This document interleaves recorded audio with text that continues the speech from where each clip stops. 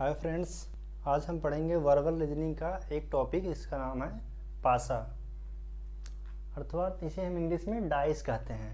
ठीक है, इस पे बहुत सारे क्वेश्चंस आते हैं, बहुत सारे एग्जाम्स में, कॉम्पिटिटिव एग्जाम्स में। तो हम इस टॉपिक को आज पूरी तरह अच्छे से क्लियर करेंगे। जिस टाइप के भी क्वेश्चन इसमें पूछे जाते हैं, इसे कैसे सॉल्व किया जाता है, वो सारे तरीके इसमें डिस्कस करेंगे, पूरा हम आप लोगों को बताएंगे। तो सबसे पहले बात करते हैं पासा क्या होता है।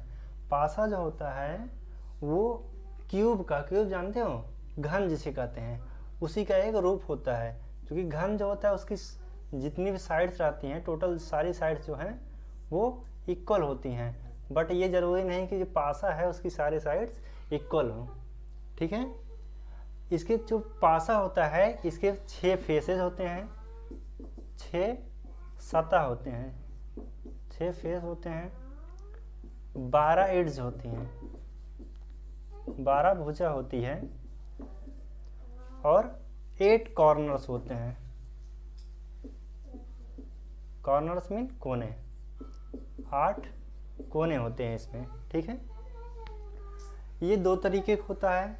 अब बात करते हैं इसका, ऐसे कभी कभी एग्जाम में हमारे आता है तो ये ऐसे भी देता है, जो हमें फिगर्स दिखाई देते हैं एग्जाम में जनरली इस तरीके के दिखाई देते हैं। ठीक है, और कभी कभी ऐसे भी शो किया रहता है, ऐसे इस तरीके से भी शो किया रहता है, इस तरीके से। क्योंकि एक कॉर्नर से जो पासा होता है उसके हम एक इड से देखेंगे, उसमें हमें 3 ही फेस देख सकते हैं एक बार में। अगर इस इड से हम देख रहे हैं तो ये फेस देख पाएंगे, ये फेस और ऊपर का फेस देख पाएंगे। ठीक है, यहाँ से अगर हम देख रहे हैं इस फ्रंट व्यू से, अगर इधर से देखें ये तीनों फेस, इसी तरह ये 3 फेस इस पर दिखाए गए रहते हैं। ठीक है, अब जो है डाइस 2 तरीके के होते हैं। एक होता है स्टैंडर्ड डाइस, एक होता है मानक पासा या साधारण पासा कहते हैं, स्टैंडर्ड। ठीक है, एक होता है नॉन स्टैंडर्ड। ठीक है, नॉन स्टैंडर्ड।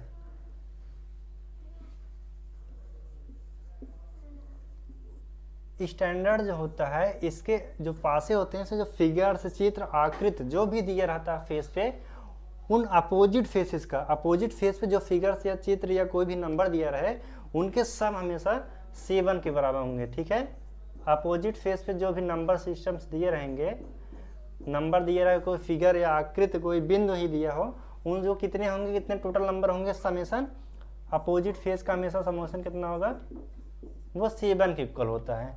ठीक, और एडजेसेंट फेस जो होते हैं, एडजेसेंट मीन संलग्न जो होते हैं, एडजेसेंट जिसे कहते हैं संलग्न फेस, इनके जो आकृतियां दी गई रहेंगी, इस पे जो बिंदु या आकृति कुछ भी दिया गया रहेगा, इन संलग्न फेसेस का कभी सम जो है वो 7 के इक्वल नहीं होगा। ठीक है, बट इस केस में अपोजिट फेस का सम जो है, अपोजिट फेस का सम कितना होगा, 7 हो सकता है, मे और नॉट में भी। ठीक, और जो संलग्न फेस होंगे, इसके जो एडजेसेंट फेस हैं, जिसे संलग्न कहते हैं, संलग्न सतह, इसकी जो संलग्न सतह होता है, इसका सम हमेशा क्या होगा, संलग्न सतह पे जो डिजिट या नंबर दिए गए हैं उसका सम कितना होगा, 7 के इक्वल हो सकता है। ठीक है, 7 के इक्वल हो जाए। अगर संलग्न सतह के सम पे डिजिट का सम जो है 7 के इक्वल हो, तो समझ जाना क्या है, नॉन स्टैंडर्ड। और अपोजिट फेजेस सम जो फिगर्स दिए रहे, नंबर्स दिए रहे, बिंदु दिए रहे, उनका सम हो तो वो 7 के इक्वल हो, समझ जाना स्टैंडर्ड है। ठीक है, ये है, इस तरीके से हम इसको पहचानते हैं, स्टैंडर्ड और नॉन स्टैंडर्ड। ठीक है, और स्टैंडर्ड और नॉन स्टैंडर्ड पे क्वेश्चन पूछे जाते हैं। स्टैंडर्ड क्वेश्चन बहुत आसान होते हैं, नॉन स्टैंडर्ड पे थोड़ा सा कुछ तरीके उसके हैं सॉल्व करने के, वो हम आपको बता रहे हैं। स्टैंडर्ड सबसे पहले आपको क्वेश्चन बताते हैं। चूँकि हमें स्टैंडर्ड की प्रॉपर्टी से पता है कि उसकी अपोजिट सम पे जो भी फिगर्स नंबर्स दिए रहेंगे वो टोटल कितने होंगे, कुल का हमेशा सम अपोजिट फेसेस में 7 ही पाए जाएंगे। तो बात करते हैं, ऐसे एक डाइस है,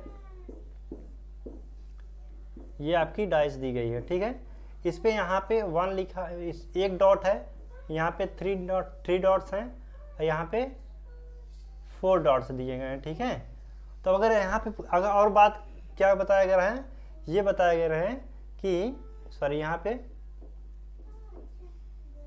5 डॉट्स दे दे, सॉरी 2 डॉट्स दे देते हैं, ठीक है।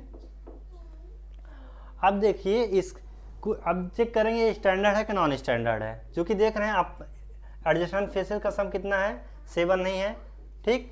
किसी भी एडजेसेंट फेस का सम 7 नहीं है, इसका मतलब ये क्या है, स्टैंडर्ड डाई हो सकता है, ठीक है। अब स्टैंडर्ड डाई है, स्टैंडर्ड डाई में अपोजिट फेस जो है, जो फिगर्स दिए रहते हैं उनका हमेशा 7 होता है।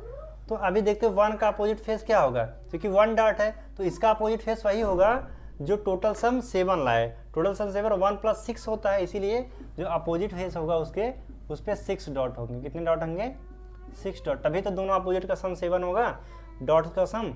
और 2 का क्या होगा, 2 का अपोजिट क्या होगा, जिस फेस पे 2 डॉट्स हैं उसका अपोजिट कितना होगा, 5, क्योंकि 5 to 7 होता है। इसी तरह जिस फेस पे 3 डॉट्स हैं उसका अपोजिट क्या होगा, ऐसा फेस जिस पे 4 डॉट्स हों, ठीक। ऐसे निकाला जाता है स्टैंडर्ड डाइस का, हमेशा सम जो होगा 7 हो। इसी तरह का अगर नंबर दिया गया हो तो नंबर हम देख लेते हैं यहाँ पे हम नंबर देख लेते हैं। नंबर यहाँ पे 1, तो यहाँ पे 6, यहाँ पे 2, तो यहाँ पे 5, यहाँ पे 3, तो यहाँ पे 4। 4 का अपोजिट 3, 3 का 4, ऐसे अपोजिट निकाला जाता है स्टैंडर्ड पासे में। स्टैंडर्ड पासे का याद रखना, कभी भी एडजेसेंट फेस का संलग्न फेसेस का सतहों का सम 7 के बराबर नहीं होता है, ठीक है। अब बात करते हैं नॉन स्टैंडर्ड डाइस का। ऐसा डाइस जिसके फेसेस का सम जो है 7, एडजेसेंट फेसेस का सम 7 हो जाता है, ठीक है। उस पर 3 कंडीशंस होती हैं। सबसे पहली कंडीशन होती है जब 1 फेस कॉमन दिए हैं, जैसे कि नॉन स्टैंडर्ड डाई की बात करते हैं, 5 2 3, ठीक है। ये नॉन स्टैंडर्ड डाइस क्यों, क्योंकि 5 2 का सम कितना हो जाता है, 7 हो जा रहा है। यहाँ पे हमें 7 सम मिल जा रहा है, ठीक है। तो ये कौन सी डाइस है, नॉन स्टैंडर्ड डाइस है, ठीक। कौन सी डाइस, नॉन स्टैंडर्ड डाइस। 7 हो इसका सम या 7 से ज़्यादा हो तो हमेशा नॉन स्टैंडर्ड, अगर 7 से कम हो किसी फेस का सम तो वो स्टैंडर्ड डाइस होता है, ठीक है। अब बात करते हैं ये नॉन स्टैंडर्ड है, ठीक है। ऐसे पूछ लेगा, इसमें 3 कंडीशंस होती हैं। सबसे पहली कंडीशन होती है जब 1 फेस कॉमन मिले, क्या 1 फेस आपको कॉमन मिले, ठीक है। डाइस कई बार रोल करके उसकी कंडीशन दी गई रहेंगी, जब एक फेस कॉमन हो। इस कंडीशन में मान लो मैंने इस डाइस को कितनी भी बार रोल कर दिया, कोई प्रॉब्लम नहीं, कितनी बार वो रोल करा गया है, ठीक है। एक कंडीशन में मिली 5 2 3, एक कंडीशन मिल जा रहा है 2 3 6 या 2 3 4, ठीक।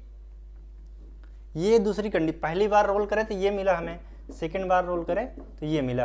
अब पूछ रहा है कि आप जो है इसमें सारे फेसेस का अपोजिट फेस बताओ, या कह दे कि आप 3 का अपोजिट फेस बताओ। इसमें 3 का अपोजिट फेस कौन सा होगा, तो सबसे पहले हम देख रहे हैं इसमें हमें कोई फेस कॉमन मिल रही है, तो ये देखेंगे तो हमें यहाँ पे 3 कॉमन मिल रहा है, यहाँ पे 3 कॉमन मिल रहा है, सॉरी एक फेस कॉमन करना ना, यहाँ पे 1 ले लेते हैं, ठीक। एक फेस हमें कॉमन मिल रहा है 3, ठीक। अब 1 फेस कॉमन वाली कंडीशन में क्या करते हैं, जो फेस कॉमन मिले, ठीक है, उस फेस को हम लिखते हैं पहले केस के लिए, फर्स्ट केस के लिए उसको लिखेंगे और सेकंड केस के लिए उसको सबसे पहले लिख लेंगे, ठीक। तो सबसे पहले हम दोनों को लिख लिए, इसके बाद वहाँ से क्लॉकवाइज घूमेंगे। कैसे, क्लॉकवाइज घूमेंगे, उस पोजीशन से क्लॉकवाइज घूमेंगे और क्लॉकवाइज जो नंबर मिलेगा जैसे जैसे उसे लिखते जाएंगे। 3 से हमें क्लॉकवाइज चलने पे पहले क्या मिलेगा, 2 मिलेगा। देन क्लॉकवाइज आगे जाएंगे तो क्या मिलेगा, 5 मिलेगा। और इसमें देखें 3 के आगे जाएंगे तो पहले 1 मिलेगा, देन क्या मिलेगा, 4 मिलेगा, ठीक। इस तरीके से नंबर को लिख लेंगे और फिर देखेंगे जो ऊपर नीचे नंबर आएंगे कॉन्सिक्यूटिव, सॉरी ऊपर नीचे जो नंबर में आएंगे हमें यहाँ 3 को छोड़ के ये जो आ रहे हैं एक दूसरे के अपोजिट होंगे, ठीक है। यहाँ पे 1 का अपोजिट क्या होगा, 2, एक दूसरे का अपोजिट होंगे। ये 5 का अपोजिट क्या होगा, 4 होगा। अब 3 किसका अपोजिट होगा, 3 का अपोजिट फेस क्या है, 3 का अपोजिट वाला सतह क्या होगी। अब जो नंबर बच गया है वही 3 का अपोजिट होगा, बचा गया है। देखिए यहाँ पे 1 हो गया है, 2 हो गया है, 4 हो गया है, 5 हो गया है, 3 भी आ गया। हमें क्या नहीं नंबर नहीं मिला, 6 नहीं मिला है, तो 3 का अपोजिट फेस क्या होगा, 6 होगा। इस तरीके से हम निकालते हैं, ठीक है। ऐसे इस पे एक क्वेश्चन और देख लेते हैं। कोई भी नंबर ले लिए,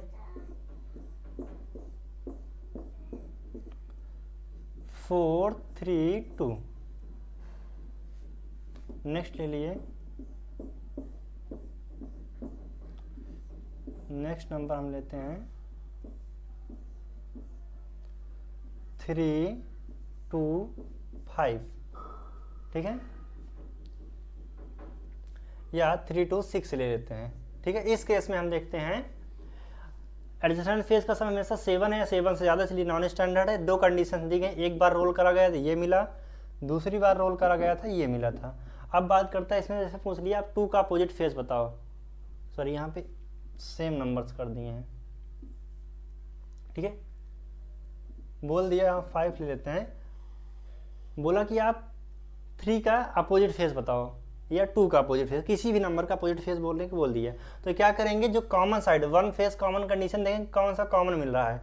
कॉमन ना 3 मिल रहा है ना 5 मिल रहा है 4, इसमें कॉमन क्या मिल रहा है, ओनली 2 मिल रहा है। तो उस 2 को लिखेंगे, पहले केस में उसको 2 को लिखेंगे और दूसरे वाले केस के 2 को लिखेंगे पहले। फिर 2 से क्या करेंगे, जो कॉमन मिलता है उससे हम क्लॉकवाइज मूव करते हैं। इस 2 से क्लॉकवाइज मूव करेंगे और सारे नंबर को लिखते जाएंगे। 2 से क्लॉकवाइज पहले केस में मूव करेंगे तो 3 आएगा, फिर 4 आएगा। दूसरे केस में 2 से क्लॉकवाइज जाएंगे तो 5 आएगा, देन 6 आएगा। तो ऐसे जो मिल जाते हैं नंबर से एक दूसरे के अपोजिट फेज में। 3 का अपोजिट फेज 5, 4 का अपोजिट फेज 6। अब बचा 2, नंबर कौन सा बचा है इस सब में, बचा है खाली 1 बचा है। सारे नंबर्स आ गए हैं, यहाँ पे 1 ऐसा नंबर जो हमें दिखाई नहीं दिया। तो 2 का अपोजिट कौन सा होगा, 1 होगा, ठीक है। 2 का अपोजिट फेज पे क्या होगा, 1 होगा। इस तरीके से ये निकाला जाता है। हमेशा कॉमन फेज देखेंगे उससे क्लॉकवाइज, लेकिन कंडीशन कब, जब ओनली 1 कॉमन मिले, 1 फेज कॉमन मिले, ठीक है। अब आती दूसरी कंडीशन, जब हमें 2 फेसेस कॉमन मिल जाते हैं, जब हमें 2 फेस कॉमन मिल जाए।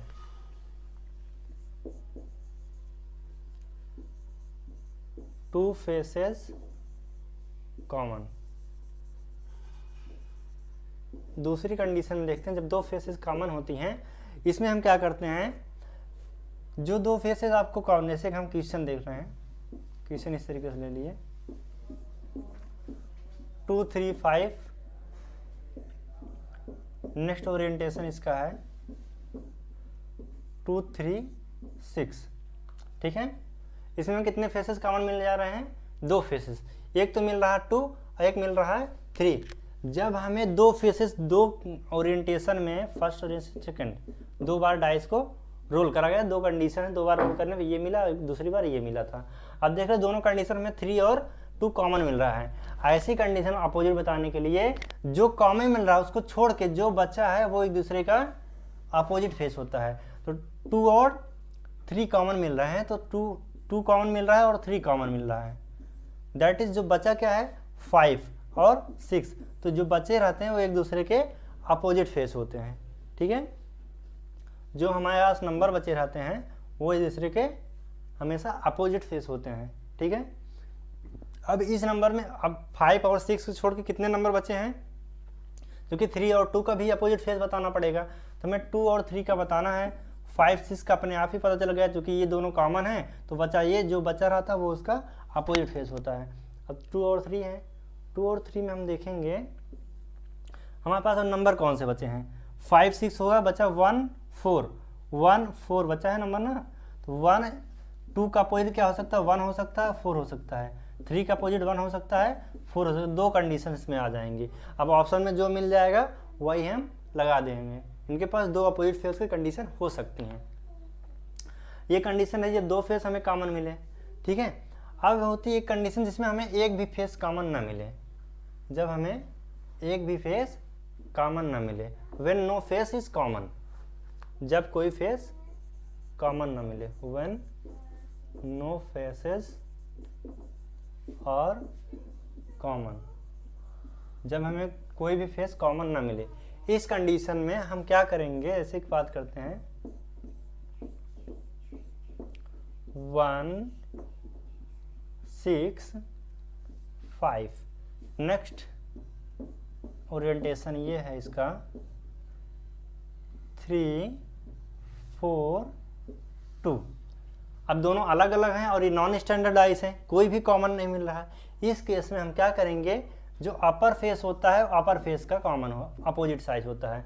अपर क्या होगा, अपर का अपोजिट अपर फेस होगा। ठीक, अब हमेशा लेफ्ट का राइट होगा, किसी का लेफ्ट देंगे और अगले के राइट का अपोजिट होगा। इसका देखिए इसका राइट है, ये इसका ये राइट है, इसका राइट इसके लेफ्ट का अपोजिट फेस होगा, इसका लेफ्ट जो होगा इसके राइट का अपोजिट फेस होगा। ठीक, ये LR होता है, LR UU, अपर का अपोजिट, लोअर लेफ्ट जो है राइट का अपोजिट फेस होता है। यही 3 कंडीशंस पे क्वेश्चंस आती हैं। ओके, जय हिंद। अगले वीडियो में हम जितने भी क्वेश्चंस पे आते हैं फिगर और बिंदु से रिलेटेड, उन सब पे हम बात करेंगे और इसके ओपन फॉर्म पे भी